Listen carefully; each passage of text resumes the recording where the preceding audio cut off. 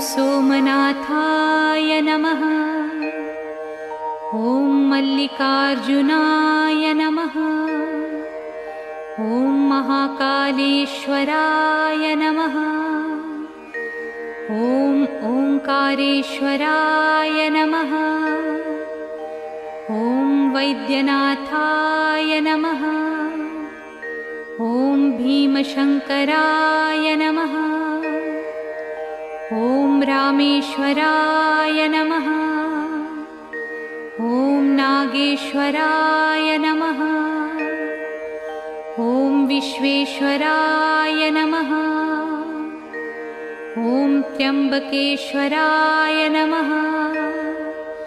ॐ केदारेश्वराय नमः।